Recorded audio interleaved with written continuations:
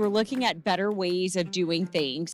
And it's the creativity of there is only a finite amount of resources. And how do we most creatively use those? So that's how combining technology with the energy sources is going to be like very key to being able to unlock those potentials and then make it available for everyone. Welcome. Really excited to have you today in this interview, and would love to learn a lot about your work. But first, if you could introduce yourself to the audience and what you're working on right now. Okay, Bridget Carper, by title, Deputy Chief Information Officer for Architecture, Engineering, Innovation, and AI at the Department of Energy in the United States.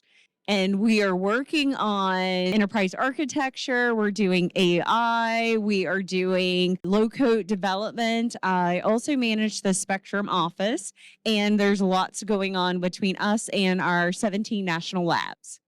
Amazing. So first of all, that's a lot of things you're working on. I'd love to know more about how can you manage between all of those different areas and how do you do that?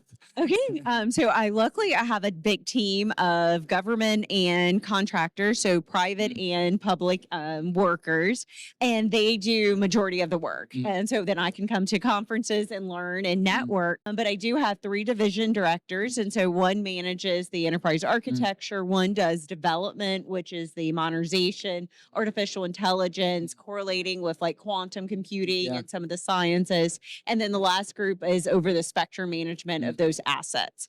And then there is like the group that just does communications, where they reach out to like the different labs to understand what they're working on and then how we can correlate in Washington, D.C.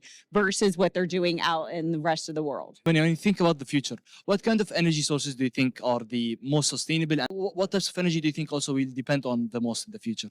I think it's the renewables because we're looking at better ways of doing things. It was interesting. One of the formal Department of Energy secretaries spoke in the Imaginarium earlier today, and some of the same challenges that he had a few times ago, we're still dealing with. And it's the creativity of there is only a finite amount of resources, and how do we most creatively use those? So that's how combining technology with the energy sources is going to be like very key to being able to unlock those potentials and then make it available for everyone. Because again, as its resources decrease, it's going to increase in cost. And so if we can have some cost efficiency ways, because like you said, everyone needs electricity, everyone needs to be able to use that. And so how do we creatively is what we're tasking some of our interns and the new people that are coming in of how do we solve this? Because 20 years, 30 years from now, water is going to be our future. Since we are working in different areas,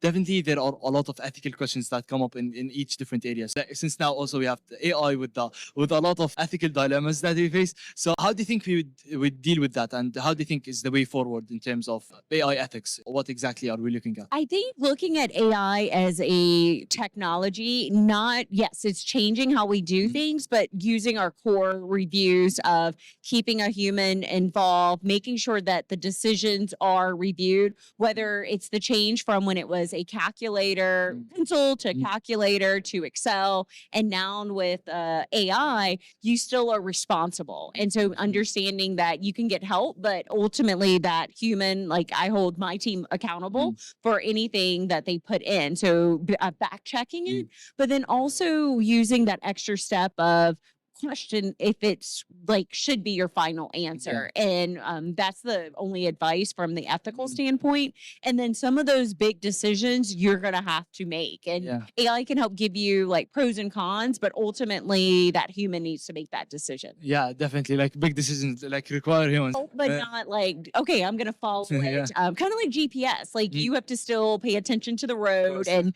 things change. And you can't say, oh, I ran into this tree because GPS didn't tell me to turn. It's like, no, you still have to be responsible for your car. You're still the driver. Like you're still the driver. Yeah. It's just a tool that would allow you to reach your destination easily. Correct. And you don't need a map and you need to be able to have paper. So it improves it. But yes, you still have to keep that almost like that common sense like in that picture. Yeah, of course. And also just one last question. Looking at how the world is changing right now in the US and all around the world, for example, here in XPANSE, you've seen definitely you've met a lot of people from different areas around the world. So how do you think we could collaborate like as we towards a better future? That's a good question. The panel I was on had a gentleman from France, and then a couple of them are, like you said, across the world.